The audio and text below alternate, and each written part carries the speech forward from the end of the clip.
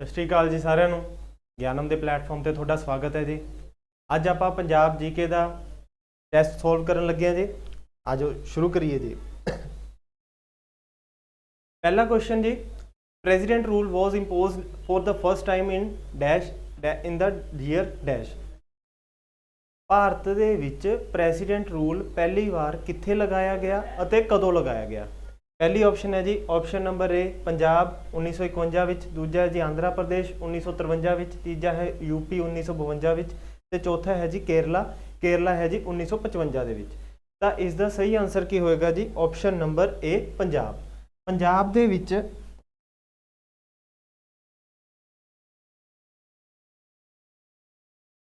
20/6/1951 नूं जी पहली बार अपना ਪ੍ਰੈਜ਼ੀਡੈਂਟ रूल लगाया गया।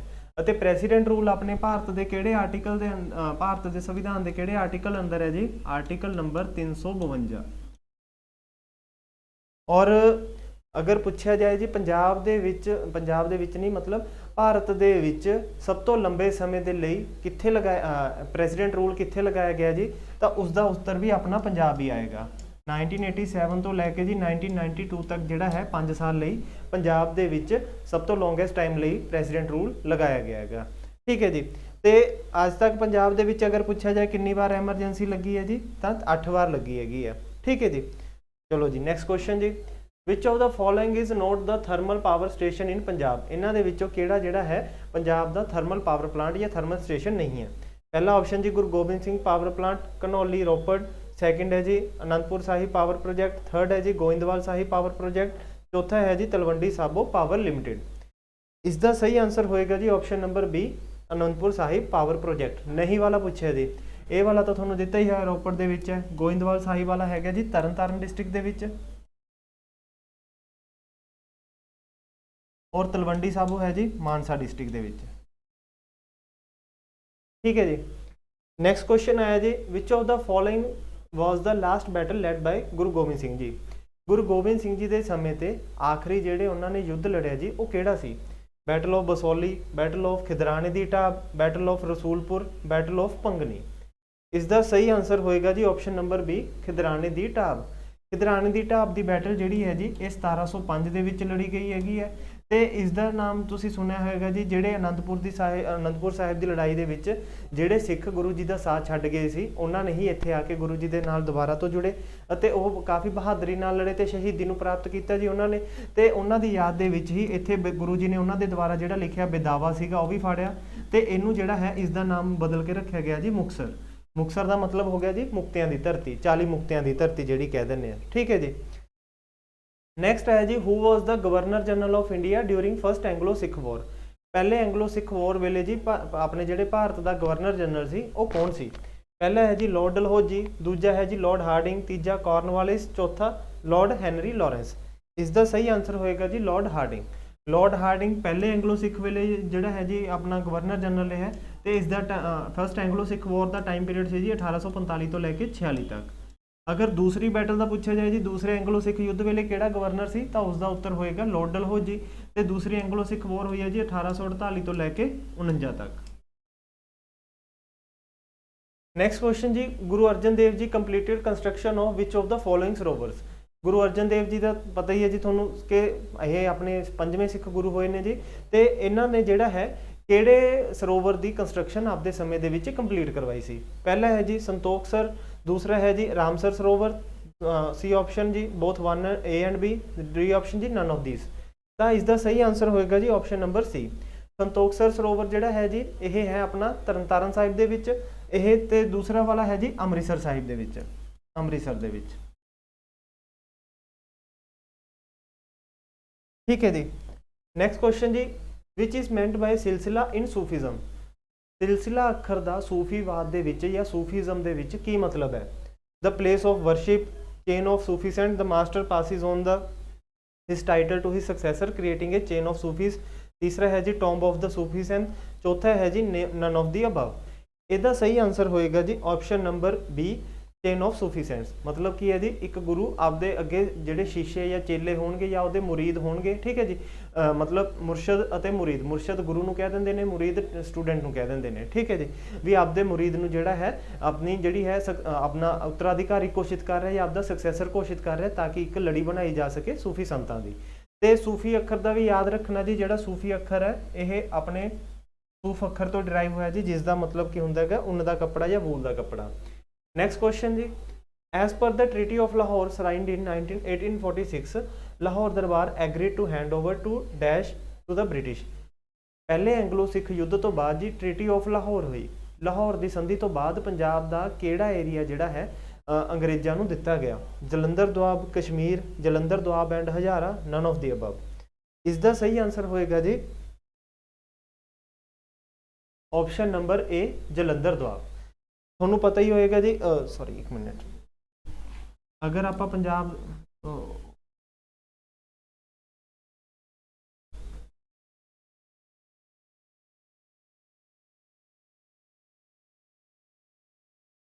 अगर पंजाब का रफ जिहा मैप बनाइए कुछ इदा का बनेगा जी। उपरली साइड तो अपना जोड़ा है रावी रिवर आता है, इतों जो आता जी ब्यास रिवर, तो इधरों जो पास करता है जोड़ा है जी सतलुज रिवर जाता है। तो सतलुज तो जो नीचे वाला इलाका रह गया जी, इनू आप कहने मालवा दुआब, इसनू कहने जी दुआबा। तो ये रीजन हो गया जी अपना माझे वाला रीजन। सतलुज ਜਿਹੜਾ ਆਪਣਾ ਜੀ ਮਹਾਰਾਜਾ ਰਣਜੀਤ ਸਿੰਘ ਅਤੇ ਅੰਗਰੇਜ਼ਾਂ ਦੇ ਵਿਚਕਾਰ ਸੰਧੀ ਹੋਈ ਸੀਗੀ, ਉਹਦੇ ਵਿੱਚ ਟ੍ਰੀਟੀ ਆਫ ਅੰਮ੍ਰਿਤਸਰ ਦੇ ਵਿੱਚ ਸਤਲੁਜ ਰਿਵਰ ਨੂੰ ਐਜ਼ ਏ ਬਾਉਂਡਰੀ ਡਿਕਲੇਅਰ ਕੀਤਾ ਗਿਆ ਸੀ ਸਿੱਖ ਅੰਪਾਇਰ ਅਤੇ ਅੰਗਰੇਜ਼ਾਂ ਦੇ ਵਿੱਚ, ਜਿਹਦੇ ਥਰੂ ਕੀ ਸੀਗਾ ਮਾਲਵੇ ਵਾਲਾ ਰੀਜਨ ਅੰਗਰੇਜ਼ਾਂ ਦੇ ਕੰਟਰੋਲ 'ਚ ਆ ਗਿਆ, ਇਸ ਤੋਂ ਉੱਪਰ ਵਾਲਾ ਰੀਜਨ ਮਹਾਰਾਜਾ ਰਣਜੀਤ ਸਿੰਘ ਦੇ ਅੰਡਰ ਆ ਗਿਆ। ਬਟ ਫਸਟ ਐਂਗਲੋ ਸਿੱਖ ਵਾਰ ਤੋਂ ਬਾਅਦ ਕੀ ਹੋਇਆ ਜੀ, ਜਿਹੜਾ ਦੁਆਬੇ ਵਾਲਾ ਰੀਜਨ ਹੈ, ਦੁਆਬੇ ਵਾਲਾ ਰੀਜਨ ਕਿਹੜਾ ਹੋ ਗਿਆ, ਜਿਹੜਾ ਜਲੰਧਰ ਵਾਲਾ ਰੀਜਨ ਹੈਗਾ ਇਹ ਅੰਗਰੇਜ਼ਾਂ ਨੂੰ ਦਿੱਤਾ ਗਿਆ। ਤਾਂ ਇਸ ਦਾ ਸਹੀ ਆਨਸਰ ਹੋਇਆ ਜੀ ਜਲੰਧਰ ਦੁਆਬ। ਨੈਕਸਟ ਕੁਐਸਚਨ ਜੀ, which one among the following is ancient name of Bathinda. ਬਠਿੰਡੇ ਦਾ ਪੁਰਾਣਾ ਨਾਮ ਕੀ ਹੈ? ਲੋਹਗੜ੍ਹ ਹੋ ਗਿਆ, ਵਿਕਰਮਗੜ੍ਹ ਹੋ ਗਿਆ, ਹਰੀਗੜ੍ਹ ਹੋ ਗਿਆ, ਨਨ ਆਫ ਦਿਸ। ਇਸ ਦਾ ਸਹੀ ਆਨਸਰ ਹੋਏਗਾ ਜੀ ਆਪਸ਼ਨ ਨੰਬਰ ਬੀ, ਵਿਕਰਮਗੜ੍ਹ। ਇਸ ਤੋਂ ਇਲਾਵਾ ਜੀ ਬਠਿੰਡੇ ਦਾ ਇੱਕ ਹੋਰ ਨਾਮ ਵੀ ਆਉਂਦਾ ਹੈਗਾ ਤਾਬਰ-ਏ-ਹਿੰਦ। ਇਹ ਮਿਡੀਵਲ ਹਿਸਟਰੀ ਦੇ ਵਿੱਚ ਤੁਸੀਂ ਰਜੀਆ ਸੁਲਤਾਨ ਬਾਰੇ ਪੜ੍ਹਿਆ ਹੋਏਗਾ ਜੀ, ਤਾਂ ਬਠਿੰਡੇ ਦਾ ਗਵਰਨਰ ਹੀ ਹੁੰਦਾ ਜਿਹੜਾ ਰਜੀਆ ਸੁਲਤਾਨ ਨੂੰ ਕੈਪਚਰ ਕਰਕੇ ਰੱਖਦਾ ਹੈ। ਨੈਕਸਟ ਕੁਐਸਚਨ ਹੈ ਜੀ, which one of the following movement was started by Akali Dal. Akali Dal ਦੁਆਰਾ ਕਿਹੜਾ ਮੂਵਮੈਂਟ ਹੈ ਜੀ ਜਿਹੜਾ ਸ਼ੁਰੂ ਕੀਤਾ ਗਿਆ? ਗਦਰ ਮੂਵਮੈਂਟ, ਪੰਜਾਬੀ ਸੂਬਾ ਮੂਵਮੈਂਟ, ਪੰਜਾਬੀ ਰਿਆਸਤੀ ਪ੍ਰਜਾ ਮੰਡਲ, ਬੱਬਰ ਅਕਾਲੀ ਮੂਵਮੈਂਟ। ਇਸ ਦਾ ਸਹੀ ਆਨਸਰ ਹੋਏਗਾ ਜੀ ਪੰਜਾਬੀ ਸੂਬਾ ਮੂਵਮੈਂਟ। ਪੰਜਾਬੀ ਸੂਬਾ ਮੂਵਮੈਂਟ ਕੀ ਸੀ ਜੀ, ਕਿ ਆਪਾਂ ਨੇ ਪੰਜਾਬ ਦੀ ਡਿਮਾਂਡ ਕਰਨੀ ਹੈਗੀ ਹੈ, ਠੀਕ ਹੈ ਜੀ। ਨੈਕਸਟ ਹੈ ਜੀ, who among the following personalities was reported to Mandalay jail along with Lala Lajpat Rai. ਇਹਨਾਂ ਦੇ ਵਿੱਚੋਂ ਕਿਹੜੀ ਸ਼ਖਸੀਅਤ ਨੇ ਜੀ ਜਿਹੜੇ ਲਾਲਾ ਲਾਜਪਤ ਰਾਏ ਦੇ ਨਾਲ ਮੈਂਡਲੇ ਜੇਲ੍ਹ ਵਿੱਚ ਗਏ? ਸਰਦਾਰ ਅਜੀਤ ਸਿੰਘ, ਸੋਹਣ ਸਿੰਘ ਭਕਨਾ, ਬਾਬਾ ਖੜਕ ਸਿੰਘ, ਸੈਫੂਦੀਨ ਕਿਚਲੂ। ਇਸ ਦਾ ਸਹੀ ਆਨਸਰ ਹੋਏਗਾ ਜੀ ਸਰਦਾਰ ਅਜੀਤ ਸਿੰਘ। ਸਰਦਾਰ ਅਜੀਤ ਸਿੰਘ ਭਗਤ ਸਿੰਘ ਦੇ ਚਾਚਾ ਜੀ ਦਾ ਹੀ ਨਾਮ ਹੈ ਜੀ। ਇਹਨਾਂ ਨੂੰ ਜਿਹੜਾ ਹੈ ਲਾਲਾ ਲਾਜਪਤ ਰਾਏ ਦੇ ਨਾਲ ਜੇਲ੍ਹ ਵੀ ਕੱਟਣੀ ਪਈ ਸੀ।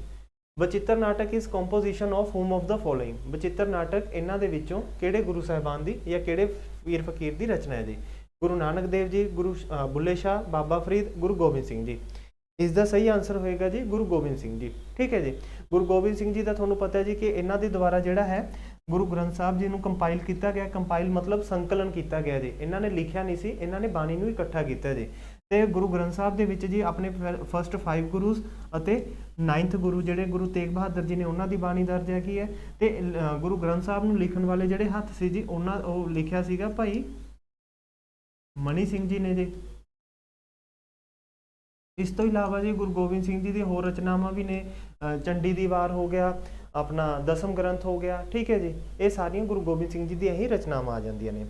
ਨੈਕਸਟ ਕੁਐਸਚਨ ਜੀ, ਭਗਤੀ movement in Punjab was the result of. Punjab ਦੇ ਵਿੱਚ ਭਗਤੀ ਅੰਦੋਲਨ ਜਾਂ ਭਗਤੀ ਮੂਵਮੈਂਟ ਜਿਹੜਾ ਚੱਲਦਾ ਹੈਗਾ ਉਹ ਕਿਸ ਕਾਰਨ ਕਰਕੇ ਚੱਲਦਾ ਹੈ? Change in the life style of Hindus, birth of great saints in the Punjab, challenge posed by Islam, fourth ਹੈ ਜੀ ਨਨ ਆਫ ਦਿਸ। ਇਸ ਦਾ ਸਹੀ ਆਨਸਰ ਹੋਇਆ ਜੀ ਆਪਸ਼ਨ ਨੰਬਰ ਸੀ। ਜਦੋਂ ਪੰਜਾਬ ਦੇ ਵਿੱਚ ਇਸਲਾਮ ਧਰਮ ਆਪਦੇ ਪੈਰ ਪਸਾਰ ਰਿਹਾ ਸੀ ਜੀ, ਕਾਫੀ ਤੇਜ਼ੀ ਨਾਲ ਵੱਧ ਰਿਹਾ ਸੀ, ਤਾਂ ਉਸ ਟਾਈਮ ਤੇ ਜਿਹੜਾ ਹੈ ਇੱਕ ਨਵਾਂ ਭਗਤੀ ਮੂਵਮੈਂਟ ਪੰਜਾਬ ਦੇ ਵਿੱਚ ਜਨਮ ਲੈਂਦਾ ਹੈ। ਤੇ ਪੰਜਾਬ ਦੇ ਜਿਹੜੇ ਭਗਤੀ ਮੂਵਮੈਂਟ ਦੇ ਮੇਜਰ ਪਹਿਲੇ ਸੰਤ ਆਉਂਦੇ ਨੇ ਜੀ ਗੁਰੂ ਨਾਨਕ ਦੇਵ ਜੀ। ਨੈਕਸਟ ਹੈ ਜੀ, Chak Nanki founded by Guru Tegh Bahadur ji later become famous as. Tegh Bahadur ji द्वारा चक नानकी फाउंड किया गया जी, जिहड़ा अगे जाके किहड़ा शहर बनता है? आनंदपुर साहिब, गोइंदवाल साहिब, खडूर साहिब, ननौतीस। इसका सही आंसर होएगा जी आनंदपुर साहिब। आनंदपुर साहिब के विच ही तुहानूं विरासत ए खालसा देखने को मिलूगी जी, ठीक है। In the battle of Mudki Sikh forces were led by whom of the following. Battle of Mudki जिहड़ी है ना जी, यह पहली एंगलो सिख वॉर जिहड़ी 1845 तो 46 ਦੇ ਵਿੱਚ ਚੱਲੀ, ਉਹਦੇ ਸਮੇਂ ਦੇ ਵਿੱਚ ਜਿਹੜੀ ਲੜਾਈ ਹੋਈ ਸੀ ਉਹਨਾਂ ਦੇ ਵਿੱਚੋਂ ਇੱਕ ਲੜਾਈ ਦਾ ਨਾਮ ਸੀ ਮੁਦਕੀ ਦੀ ਲੜਾਈ, ਤੇ ਉਹਨਾਂ ਦੇ ਵਿੱਚ ਸਿੱਖ ਫੋਰਸਿਸ ਜਾਂ ਸਿੱਖ ਸੈਨਾ ਦੀ ਅਗਵਾਈ ਕਿਹੜੇ ਲੀਡਰ ਨੇ ਕੀਤੀ? ਪਹਿਲਾ ਆਪਸ਼ਨ ਹੈ ਜੀ ਅਲਾਲ ਸਿੰਘ, ਤੇਜਾ ਸਿੰਘ ਜਾਂ ਤੇਜ ਸਿੰਘ, ਸ਼ਾਮ ਸਿੰਘ ਅਟਾਰੀ ਵਾਲਾ, ਰਣਜੋਤ ਸਿੰਘ। ਇਸ ਦਾ ਸਹੀ ਆਨਸਰ ਹੈ ਜੀ ਲਾਲ ਸਿੰਘ। ਅਤੇ ਇਹਨਾਂ ਦੇ ਅਗੇਂਸਟ ਵੀ ਪੁੱਛ ਲੈਂਦੇ ਨੇ ਜੀ, ਤੇ ਵੀ ਇਹਨਾਂ ਦੇ ਅਗੇਂਸਟ ਬ੍ਰਿਟਿਸ਼ਰ ਕਿਹੜੇ ਕਿਹੜੇ ਲੜ ਰਹੇ ਸੀ। ਹੁਣ ਅੰਗਰੇਜ਼ ਜਿਹੜੇ ਲੜ ਰਹੇ ਸੀ ਉਹਨਾਂ ਦਾ ਨਾਮ ਹੈ ਜੀ ਸਰ ਹਿਊ ਗਫ ਤੇ ਹਾਰਡਿੰਗ, ठीक है जी। ये भी क्वेश्चन आ सकता है कि भी बैटल ऑफ मुदकी दे विच सिखां दी जित हुई सी या हार हुई सी? ये बैटल दे विच ब्रिटिशर्स या अंग्रेज जिते सीगे, ठीक है जी। 4 लड़ाइयां होणगियां battle of first Anglo Sikh war के टाइम ते ट्रीटी आपां हुणे डिस्कस करके चुके हैं जी, लाहौर की संधि हुई सीगी। ते उस टाइम एक चीज़ याद रखियो जी, पहली एंगलो सिख वॉर और दूसरी एंगलो सिख युद्ध समय पंजाब का जिहड़ा राजा सीगा जी, उन्हां दा नाम सी महाराजा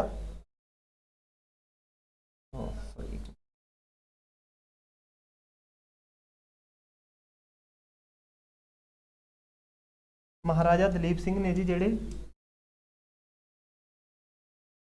ये पहले एंगलो सिख युद्ध वेले भी पंजाब के राजे सीगे ते दूजे दे वेले भी यही सीगे। नैक्सट क्वेश्चन आया जी अपने कोले, Harike wetland falls in which one of the following district. Harike wetland है जी जिहड़ा ਉਹ ਕਿਹੜੇ ਜ਼ਿਲ੍ਹੇ ਦੇ ਵਿੱਚ ਪਾਇਆ ਜਾਂਦਾ ਹੈ? ਗੁਰਦਾਸਪੁਰ, ਤਰਨਤਾਰਨ, ਰੂਪਨਗਰ, ਹੁਸ਼ਿਆਰਪੁਰ। ਇਸ ਦਾ ਸਹੀ ਆਨਸਰ ਹੈ ਜੀ ਤਰਨਤਾਰਨ। ਅਗਰ ਇਹ ਵੀ ਪੁੱਛਿਆ ਜਾਵੇ ਜੀ ਹਰੀਕੇ ਵੈਟਲੈਂਡ ਜਾਂ ਹਰੀਕੇ ਦੇ ਵਿੱਚ ਕਿਹੜੇ ਦੋ ਦਰਿਆ ਆ ਕੇ ਮਿਲਦੇ ਨੇ, ਤਾਂ ਬਿਆਸ ਅਤੇ ਸਤਲੁਜ, ਇਹ ਦੋ ਰਿਵਰ ਨੇ ਜਿਹੜੇ ਹਰੀਕੇ ਦੇ ਵਿੱਚ ਮਿਲਦੇ ਨੇਗੇ, ਹਰੀਕੇ ਪੱਤਨ। ਨੈਕਸਟ ਹੈ ਜੀ how many misls are mentioned in the Sikh history. Sikh ਇਤਿਹਾਸ ਦੇ ਵਿੱਚ ਕਿੰਨੀਆਂ ਮਿਸਲਾਂ ਦਾ ਜ਼ਿਕਰ ਆਉਂਦਾ ਜੀ? 11, 12, 13, 10। ਇਸ ਦਾ ਸਹੀ ਆਨਸਰ ਹੋਏਗਾ ਜੀ 12।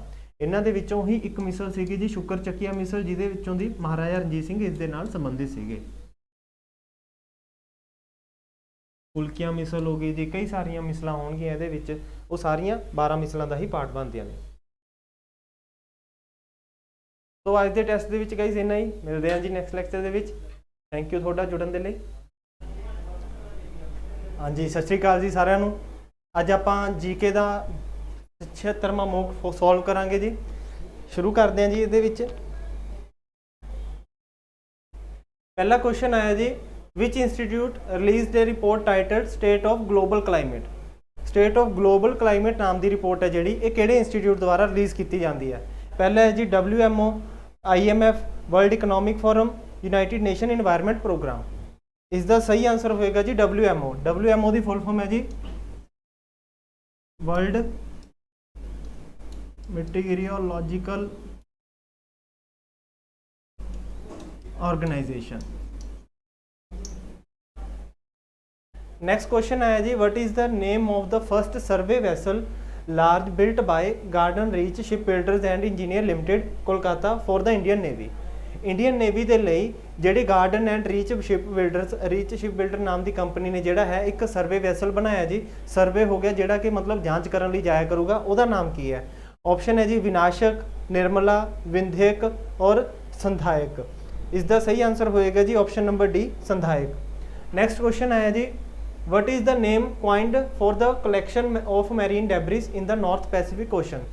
ਜਿਹੜਾ ਡੈਬਰਿਸ ਹੋ ਗਿਆ ਜੀ ਕਚਰੇ ਨੂੰ ਕਹਿ ਦਿੰਦੇ ਨੇ, ਨਾਰਥ ਪੈਸੀਫਿਕ ਮਤਲਬ ਜਿਹੜਾ ਉੱਤਰੀ ਪ੍ਰਸ਼ਾਂਤ ਮਹਾਸਾਗਰ ਹੋ ਗਿਆ, ਉਹਦੇ ਵਿੱਚ ਆਪਾਂ ਨੇ ਜਿਹੜਾ ਕਚਰਾ ਇਕੱਠਾ ਕਰਨਾ ਉਹਦੇ ਲਈ ਕਿਹੜਾ ਅੱਖਰ ਯੂਜ਼ ਕੀਤਾ ਗਿਆ? High sea debris, mid oceanic debris, great Pacific garbage patch, American debris stream. ਇਸ ਦਾ ਸਹੀ ਆਨਸਰ ਹੋਏਗਾ ਜੀ great Pacific garbage patch. Next question ਆਇਆ ਜੀ, the PTP NER scheme has been launched by which ministry. ਇਹਨਾਂ ਦੇ ਵਿੱਚੋਂ ਕਿਹੜੀ ਮਿਨਿਸਟਰੀ ਨੇ ਜਿਹੜਾ ਹੈ ਜੀ ਇਹ ਸਕੀਮ ਚਲਾਈ ਹੈ? ਪਹਿਲਾ ਆਪਸ਼ਨ ਜੀ ਮਿਨਿਸਟਰੀ ਆਫ ਹੋਮ ਅਫੇਅਰਸ, ਦੂਸਰਾ ਮਿਨਿਸਟਰੀ ਆਫ ਫਾਈਨਾਂਸ, ਤੀਸਰਾ ਹੈ ਜੀ ministry of tribal affairs, fourth ਹੈ ਜੀ ਮਿਨਿਸਟਰੀ ਆਫ ਕਾਮਰਸ। ਇਸ ਦਾ ਸਹੀ ਆਨਸਰ ਹੋਏਗਾ ਜੀ ਮਿਨਿਸਟਰੀ ਆਫ ਟਰਾਈਬਲ ਅਫੇਅਰਸ। ਇਹਦੇ ਵਿੱਚ particular vulnerable tribal groups PVTG ਇੱਕ ਗਰੁੱਪਸ ਦਾ ਸੁਣਿਆ ਹੋਊਗਾ ਜੀ, ਉਹਦੇ ਵਿੱਚ ਜਿਹੜਾ ਹੈਗਾ ਉਹਨਾਂ ਦੇ ਟ੍ਰੇਡ ਨੂੰ ਵਧਾਉਣ ਦੇ ਲਈ ਮਿਨਿਸਟਰੀ ਆਫ ਟਰਾਈਬਲ ਅਫੇਅਰ ਨੇ ਇਹਨੂੰ ਚਲਾਇਆ ਗਿਆ। ਨੈਕਸਟ ਹੈ ਜੀ ਅਦਮਾ ਬੈਰੋ ਵਾਜ਼ ਰੀ elected as the president of Gambia recently. Gambia ਦੇ ਜਿਹੜੇ ਦੁਬਾਰਾ ਤੋਂ ਪ੍ਰੈਜ਼ੀਡੈਂਟ ਬਣੇ ਨੇ ਇਹ ਅਦਾਮਾ ਬੈਰੋ ਬਣੇ ਨੇਗੇ। ਤੇ ਇਹ ਗਾਂਬੀਆ ਜਿਹੜਾ ਹੈਗਾ ਅਫਰੀਕਾ ਦੇ ਵਿੱਚ ਇਹਦੀ ਕਿਹੜੀ ਸਾਈਡ ਤੇ ਲੋਕੇਸ਼ਨ ਹੈ? Southern Africa, western Africa, northern Africa ਜਾਂ ਨਾਰਥ ਈਸਟਰਨ ਅਫਰੀਕਾ? ਤਾਂ ਇਸ ਦਾ ਆਨਸਰ ਹੋਊਗਾ ਜੀ ਵੈਸਟਰਨ ਅਫਰੀਕਾ। ਅਫਰੀਕਾ ਜਦ ਤੁਸੀਂ ਮੈਪ ਜਿਹਾ ਬਣਾ ਕੇ ਦੇਖੋਗੇ ਤਾਂ ਇਧਰਲੀ ਸਾਈਡ ਤੇ ਤੁਹਾਨੂੰ ਜਿਹੜਾ ਹੈ ਗਾਂਬੀਆ ਕੰਟਰੀ ਦੇਖਣ ਨੂੰ ਮਿਲੂਗੀ। ਨੈਕਸਟ ਹੈ ਜੀ where is mount Annapurna situated? Mount Annapurna ਜਿਹੜੀ ਹੈ ਇਹ ਕਿੱਥੇ ਸਿਚੁਏਟਿਡ ਹੈ? India, Nepal, Bangladesh, China? ਇਸ ਦਾ ਆਨਸਰ ਹੋਏਗਾ ਜੀ ਆਪਸ਼ਨ ਨੰਬਰ ਬੀ ਨੇਪਾਲ। ਇੱਕ ਚੀਜ਼ ਯਾਦ ਰੱਖਿਓ ਜੀ, ਅੰਨਪੂਰਨਾ ਦੇ ਨਾਲ ਨਾਲ ਨਾ ਇੱਕ ਧੌਲਾ ਧਾਰ ਦੀਆਂ ਪਹਾੜੀਆਂ ਨੇ ਜੀ, ਇੱਕ ਧੌਲਾਗਿਰੀ ਹੈ। ਇਹਨਾਂ ਦੀ ਵੀ ਕਨਫਿਊਜ਼ਨ ਕਾਫੀ ਬੱਚਿਆਂ ਨੂੰ ਹੋ ਜਾਂਦੀ ਹੈ। ਧੌਲਾਗਿਰੀ ਦੀਆਂ ਜਿਹੜੀਆਂ ਪਹਾੜੀਆਂ ਨੇ ਇਹ ਵੀ ਨੇਪਾਲ ਦੇ ਵਿੱਚ ਨੇ ਜੀ। ਧੌਲਾ ਧਾਰ ਦੀਆਂ ਜਿਹੜੀਆਂ ਪਹਾੜੀਆਂ ਨੇ ਇੰਡੀਆ ਦੇ ਹਿਮਾਚਲ ਪ੍ਰਦੇਸ਼ ਦੇ ਵਿੱਚ ਨੇਗੀਆਂ। ਠੀਕ ਹੈ ਜੀ। ਤੇ ਇਹ ਗ੍ਰੇਟ ਹਿਮਾਲਿਆਸ ਦਾ ਪਾਰਟ ਬਣਨਗੀਆਂ। ਗ੍ਰੇਟ ਹਿਮਾਲਿਆਸ ਜੋ ਹੈਗੇ ਨੇ ਜੀ ਇੱਥੋਂ ਦੀ ਨੰਗਾ ਪਰਬਤ ਤੋਂ ਸ਼ੁਰੂ ਹੋ ਕੇ ਕਿੱਥੇ ਤੱਕ ਜਾਣਗੇ ਜੀ? ਇਹ ਇੱਧਰ ਅਰੁਣਾਚਲ ਪ੍ਰਦੇਸ਼ ਦੇ ਵਿੱਚ ਨਾਮਚਾ ਬਰੂਆ ਤੱਕ ਜਾਣਗੇ। ਨਾਮਚਾ ਬਰੂਆ ਪਹਾੜੀ ਦਾ ਨਾਮ ਹੈ ਜੀ। ਤੇ ਇੱਥੇ ਜੇ ਕਿਤੇ ਆ ਜੂਗੀ ਅੰਨਪੂਰਨਾ ਪਹਾੜੀਆਂ ਨੇਪਾਲ ਦੇ ਵਿੱਚ। ਨੈਕਸਟ ਹੈ ਜੀ the president of India awarded the president standards to the 22nd missile vessel squadron of the Indian navy station at dash naval dockyard. ਆਪਣੇ ਰਾਸ਼ਟਰਪਤੀ ਨੇ ਜੀ ਪ੍ਰੈਜ਼ੀਡੈਂਟ ਸਟੈਂਡਰਡਸ ਅਵਾਰਡ ਜਿਹੜਾ ਹੈਗਾ ਇਹ ਦਿੱਤਾ ਹੈਗਾ ਇੰਡੀਅਨ ਨੇਵੀ ਦੇ ਮਿਸਾਈਲ ਵੈਸਲ ਸਕੁਆਡਰਨ ਨੂੰ। ਇਹ ਕਿੱਥੇ ਲੋਕੇਟਿਡ ਹੈ ਜਾਂ ਕਿੱਥੇ ਸਥਾਪਿਤ ਹੈਗਾ? ਪਹਿਲਾ ਹੈ ਜੀ ਵਿਸ਼ਾਖਾਪਟਨਮ ਕਹਿ ਦਿੰਦੇ ਨੇ, ਕੋਲਕਾਤਾ, ਤੀਸਰਾ ਕੋਚੀ, ਚੌਥਾ ਮੁੰਬਈ। ਇਸ ਦਾ ਸਹੀ ਆਨਸਰ ਹੋ ਗਿਆ ਜੀ ਮੁੰਬਈ। ਨੈਕਸਟ ਕੁਐਸਚਨ ਜੀ which amendment act introduced changes in the preamble to the Indian constitution? Bharat ਦੇ ਪ੍ਰੈਂਬਲ ਦੇ ਵਿੱਚ ਜਿਹੜਾ ਹੈ ਜੀ ਕਿਹੜੇ ਅਮੈਂਡਮੈਂਟ ਦੁਆਰਾ ਆਪਾਂ ਨੇ ਕੁਝ ਬਦਲਾਵ ਕੀਤੇ ਸੀ? ਆਪਸ਼ਨ ਨੰਬਰ ਏ ਹੈ ਜੀ 38th ਅਮੈਂਡਮੈਂਟ, 40th ਅਮੈਂਡਮੈਂਟ, ਸੀ ਆਪਸ਼ਨ 42nd ਤੇ ਡੀ ਆਪਸ਼ਨ ਹੈ 44th ਅਮੈਂਡਮੈਂਟ। ਇਹਦਾ ਆਨਸਰ ਹੋਏਗਾ ਜੀ ਆਪਸ਼ਨ ਨੰਬਰ ਸੀ 42 ਅਮੈਂਡਮੈਂਟ। ਇਹਦੇ ਨਾਲ ਕੀ ਹੈ ਜੀ ਆਪਣੇ ਕਨਸਟੀਟਿਊਸ਼ਨ ਦੇ ਵਿੱਚ ਜਿਹੜਾ ਪ੍ਰੈਂਬਲ ਹੈ ਉਹਦੇ ਵਿੱਚ 3 ਅੱਖਰ ਜੋੜੇ ਗਏ ਨੇ, ਸੋਸ਼ਲਿਸਟ, ਸੈਕੂਲਰ ਤੇ ਤੀਸਰਾ ਹੈਗਾ ਜੀ ਇੰਟੀਗ੍ਰਿਟੀ। ਨੈਕਸਟ ਕੁਐਸਚਨ ਜੀ which of the following article with which of the following article 2 of Indian Constitution deal? Bharat ਦੇ ਸੰਵਿਧਾਨ ਦਾ ਆਰਟੀਕਲ ਨੰਬਰ 2 ਕਿਸ ਚੀਜ਼ ਦੇ ਨਾਲ ਡੀਲ ਕਰਦਾ ਹੈ? ਐਡਮਿਸ਼ਨ ਔਰ ਇਸਟੈਬਲਿਸ਼ਮੈਂਟ ਆਫ ਨਿਊ ਸਟੇਟਸ, ਸੈਕੰਡ ਹੈ ਜੀ ਸਿਟੀਜ਼ਨਸ਼ਿਪ, ਥਰਡ ਹੈ ਜੀ ਫੰਡਾਮੈਂਟਲ ਡਿਊਟੀਜ਼, ਫੋਰਥ ਹੈ ਜੀ ਫੰਡਾਮੈਂਟਲ ਰਾਈਟਸ। ਤਾਂ ਇਸ ਦਾ ਸਹੀ ਆਨਸਰ ਹੋਏਗਾ ਜੀ option number A admission and establishment of new states. ਇਹਦੇ ਵਿੱਚ ਕੀ ਹੈ ਜੀ ਭਾਰਤ ਦੀ ਸਰਕਾਰ ਜਾਂ ਪਾਰਲੀਮੈਂਟ ਨੂੰ ਜਿਹੜਾ ਹੈ ਪਾਵਰ ਮਿਲੀ ਹੋਈ ਹੈ ਕਿ ਉਹ ਇਨ ਫਿਊਚਰ ਜਿਹੜਾ ਹੈ ਕਿਸੇ ਫੋਰਨ ਟੈਰੀਟਰੀ ਨੂੰ ਇੰਡੀਆ ਦੇ ਵਿੱਚ ਸ਼ਾਮਿਲ ਵੀ ਕਰ ਸਕਦੇ ਨੇ ਤੇ ਉਹਨੂੰ ਜਿਹੜਾ ਹੈ ਰਾਜ ਦਾ ਦਰਜਾ ਵੀ ਦੇ ਸਕਦੇ ਨੇ। ਇਸ ਦੀ ਤੁਸੀਂ ਐਗਜ਼ਾਮਪਲ ਲੈ ਸਕਦੇ ਹੋ ਜੀ ਗੋਆ ਪੁਰਤਗਾਲੀਆਂ ਦੇ ਅੰਡਰ ਸੀਗਾ, ਇਸ ਨੂੰ ਆਪਾਂ ਨੇ ਆਪਣੇ ਕਬਜ਼ੇ 'ਚ ਕੀਤਾ ਹੈਗਾ, ਬਾਅਦ ਦੇ ਵਿੱਚ ਇਹਨੂੰ ਕੀ ਹੈ ਸਟੇਟਹੁੱਡ ਦਾ ਦਰਜਾ ਵੀ ਦਿੱਤਾ ਗਿਆ। ਗੋਆ ਦਮਨ ਦੀਓ ਹੋ ਗਿਆ ਜੀ, ਦਾਦਰ ਐਂਡ ਨਗਰ ਹਵੇਲੀ ਹੋ ਗਿਆ। ਇਸ ਤੋਂ ਇਲਾਵਾ ਜਿਹੜਾ ਹੈ ਫਰੈਂਚ ਕਲੋਨੀ ਸੀਗੀ ਜਿਹੜੀ ਆਪਣੀ ਪੌਂਡੀਚੇਰੀ, ਇਹ ਵੀ ਆਪਾਂ ਨੇ ਇੰਡੀਆ ਦੇ ਵਿੱਚ ਸ਼ਾਮਿਲ ਕੀਤੀ ਹੈਗੀ ਹੈ। ਤੇ ਅਗਰ ਦੇਖਿਆ ਜਾਵੇ ਜੀ ਆਪਣਾ ਸਿਟੀਜ਼ਨਸ਼ਿਪ ਵਾਲਾ ਹੈਗਾ, ਸਿਟੀਜ਼ਨਸ਼ਿਪ ਤਾਂ ਤੁਹਾਨੂੰ ਆਰਟੀਕਲ ਨੰਬਰ ਮਤਲਬ ਅਗਰ ਪਾਰਟ ਥੋੜੇ ਬਹੁਤ ਯਾਦ ਹੋਣ ਤਾਂ ਆਰਟੀਕਲ 2 ਹੈ ਜਿਹੜਾ ਇਹ ਕਨਸਟੀਟਿਊਸ਼ਨ ਦੇ ਪਾਰਟ 1 ਦਾ ਹਿੱਸਾ ਹੋ ਗਿਆ। ਪਾਰਟ 1 ਦੇ ਵਿੱਚ ਹੈਗੇ ਨੇ ਜੀ ਆਰਟੀਕਲ 1 ਤੋਂ 4। ਸਿਟੀਜ਼ਨਸ਼ਿਪ ਦਾ ਜਿਹੜਾ ਹੈਗਾ ਜੀ ਇਹ ਕਨਸਟੀਟਿਊਸ਼ਨ ਦਾ ਪਾਰਟ 2 ਹੈ, ਇਹਦੇ ਵਿੱਚ ਆਰਟੀਕਲ ਚੱਲਦੇ ਨੇ 5 ਤੋਂ 11। ਤੇ ਫੰਡਾਮੈਂਟਲ ਡਿਊਟੀਜ਼ ਹੈ ਜੀ ਇਹ ਆਪਣੇ ਕਨਸਟੀਟਿਊਸ਼ਨ ਦਾ ਪਾਰਟ 4A ਹੋ ਗਿਆ, ਇਹਨੂੰ ਵੀ ਆਪਾਂ ਨੇ 42 ਅਮੈਂਡਮੈਂਟ ਨਾਲ ਐਡ ਕੀਤਾ ਹੈ ਤੇ ਇਸ ਦਾ ਆਰਟੀਕਲ ਨੰਬਰ ਹੋ ਗਿਆ ਜੀ 51A। ਔਰ ਲਾਸਟ ਹੈ ਜੀ ਫੰਡਾਮੈਂਟਲ ਰਾਈਟਸ ਕਨਸਟੀਟਿਊਸ਼ਨ ਦਾ ਪਾਰਟ 3 ਹੋ ਗਿਆ, ਇਸ ਦੇ ਆਰਟੀਕਲ ਚੱਲਦੇ ਨੇ 12 ਤੋਂ 35। ਤਾਂ ਜੇ ਤੁਹਾਨੂੰ ਸਿੰਪਲ ਨੰਬਰ ਯਾਦ ਹੈ ਕਿ ਵੀ ਪਾਰਟ ਕਿਹੜੇ ਦੇ ਨਾਲ ਡੀਲ ਕਰੂਗਾ ਤਾਂ ਆਨਸਰ ਸਿੱਧਾ ਵੀ ਆ ਸਕਦਾ ਹੈਗਾ। ਨੈਕਸਟ ਹੈ ਜੀ separation of judiciary from the executive has been provided in which of the following? ਆਪਾਂ ਨੇ ਨਿਆਂਪਾਲਿਕਾ ਨੂੰ ਕਾਰਜਪਾਲਿਕਾ ਨਾਲੋਂ ਅਲੱਗ ਕਰਨਾ ਹੈ, ਇਹ ਭਾਰਤ ਦੇ ਕਿਹੜੇ ਭਾਗ ਦੇ ਵਿੱਚ ਦਿੱਤਾ ਗਿਆ ਜੀ? ਪ੍ਰੈਂਬਲ ਹੋ ਗਿਆ, ਇਸ ਤੋਂ ਇਲਾਵਾ ਫੰਡਾਮੈਂਟਲ ਰਾਈਟਸ, DPSP ਜਾਂ 7th ਸ਼ਡਿਊਲ। ਇਸ ਦਾ ਸਹੀ ਆਨਸਰ ਹੋਏਗਾ ਜੀ DPSP। Article number 50 of the constitution ਕਹਿੰਦਾ ਹੈ ਜੀ ਕਿ ਆਪਾਂ ਜਿਹੜਾ ਹੈ ਸੈਪਰੇਸ਼ਨ ਕਰਨੀ ਹੈ ਜੁਡੀਸ਼ਰੀ ਦੀ ਐਗਜ਼ੀਕਿਊਟਿਵ ਦੇ ਨਾਲੋਂ। ਠੀਕ ਹੈ ਜੀ। ਨੈਕਸਟ ਹੈ ਜੀ who was the first woman to become the prime minister of India? Bharat ਦੇ ਪਹਿਲੇ ਮਹਿਲਾ ਪ੍ਰਧਾਨ ਮੰਤਰੀ ਕੌਣ ਰਹੇ ਨੇ? ਰਾਣੀ ਅੰਮ੍ਰਿਤ ਕੌਰ, ਸਰੋਜਨੀ ਨਾਇਡੂ, ਇੰਦਰਾ ਗਾਂਧੀ, ਸ਼੍ਰੀ ਵਾਨੋ ਬੰਦਰ ਨਾਇਕੇ। ਤਾਂ ਇਸ ਦਾ ਸਹੀ ਆਨਸਰ ਹੋਊਗਾ ਜੀ ਇੰਦਰਾ ਗਾਂਧੀ ਭਾਰਤ ਦੇ ਪਹਿਲੇ ਫੀਮੇਲ PM ਬਣੇ ਨੇ। ਇੱਕ ਚੀਜ਼ ਯਾਦ ਰੱਖਿਓ ਜੀ, ਅਗਰ ਕੁਐਸਚਨ ਆ ਜੇ ਆਜ਼ਾਦ ਭਾਰਤ ਦੀ ਪਹਿਲੀ ਮਹਿਲਾ ਮੰਤਰੀ ਕਿਹੜੇ ਰਹੇ ਨੇਗੇ, ਮਤਲਬ first female minister of independent India, ਤਾਂ ਉੱਥੇ ਆਊਗਾ ਜੀ ਰਾਜਕੁਮਾਰੀ ਅੰਮ੍ਰਿਤ ਕੌਰ। ਇਹ ਇੰਡੀਆ ਦੇ ਫਸਟ ਹੈਲਥ ਮਿਨਿਸਟਰ ਰਹੇ ਨੇ। ਠੀਕ ਹੈ ਜੀ। ਤੇ ਯੂਪੀ ਦੇ ਵਿੱਚ ਜਿਹੜੇ ਪਹਿਲੇ ਇਹਦੇ ਗਵਰਨਰ ਰਹੇ ਨੇਗੇ ਉਹ ਸਰੋਜਨੀ ਨਾਇਡੂ ਰਹੇ ਨੇਗੇ। Next question which of the following statement is are about a ਜੱਜ of the supreme court of India? A judge of Supreme Court is appointed by the President of India. He hold office during the pleasure of PM. Third है जी he can be suspended, pending an inquiry. Fourth है he can be removed from misbehavior or incapacity. ਤਾਂ ਇਸ ਦੇ ਵਿੱਚੋਂ ਕਿਹੜਾ answer ਹੈ ਜੀ ਜਿਹੜਾ ਸਹੀ ਹੋਊਗਾ? ਆਪਸ਼ਨ ਨੰਬਰ 1 2 3 1 3 4 फोर्थ है जी 1 एंड 3 ਤੇ ਲਾਸਟ ਆਪਸ਼ਨ ਹੈ 1 ਐਂਡ 4। ਇਸ ਦਾ ਸਹੀ ਆਨਸਰ ਹੋਏਗਾ ਜੀ ਆਪਸ਼ਨ ਨੰਬਰ ਡੀ 1 ਐਂਡ 4। ਇਸ ਦਾ ਜਿਹੜੀ ਆਪਣੀ ਸੁਪਰੀਮ ਕੋਰਟ ਹੈ ਜੀ, ਸੁਪਰੀਮ ਕੋਰਟ ਦੇ ਆਰਟੀਕਲ ਚੱਲਦੇ ਨੇ 124 ਤੋਂ ਲੈ ਕੇ 147 ਤੱਕ। ਤੇ ਆਪਾਂ ਨੂੰ ਜੇ ਤੁਹਾਨੂੰ ਥੋੜਾ ਬਹੁਤਾ ਸੋਰਸਿਸ ਆਫ ਇੰਡੀਅਨ ਕਨਸਟੀਟਿਊਸ਼ਨ ਬਾਰੇ ਪਤਾ ਹੈ ਜੀ, ਤਾਂ ਆਪਾਂ ਨੇ ਜਿਹੜਾ ਜੱਜਿਸ ਨੂੰ ਹਟਾਉਣ ਦਾ ਤਰੀਕਾ ਲਿੱਤਾ ਹੈਗਾ ਉਹ ਲਿੱਤਾ ਹੈਗਾ ਅਮਰੀਕਾ ਦੇ ਕਨਸਟੀਟਿਊਸ਼ਨ ਤੋਂ, USA ਤੋਂ। ਠੀਕ ਹੈ ਜੀ। ਤੇ ਜਿਹੜਾ ਸੁਪਰੀਮ ਕੋਰਟ ਦੇ ਜੱਜਿਸ ਨੂੰ ਅਪਾਇੰਟ ਕਰੂਗਾ, ਅਪਾਇੰਟ ਦਾ ਪ੍ਰੈਸੀਡੈਂਟ ਕਰੂਗਾ, ਪਰ ਇਹਨੂੰ ਰეკਮੈਂਡੇਸ਼ਨ ਦਊਗਾ ਜੀ ਕੋਲੇਜੀਅਮ ਸਿਸਟਮ। ਅੱਜ ਦੀ ਡੇਟ ਦੇ ਵਿੱਚ ਕੋਲੇਜੀਅਮ ਦੇ ਵਿੱਚ ਜੀ 5 ਬੰਦੇ ਹੁੰਦੇ ਨੇ, ਇੱਕ ਚੀਫ ਜਸਟਿਸ ਹੋ ਗਿਆ ਤੇ 4 ਸੀਨੀਅਰ ਅਦਰ ਜੱਜਿਸ ਹੋ ਗਏ।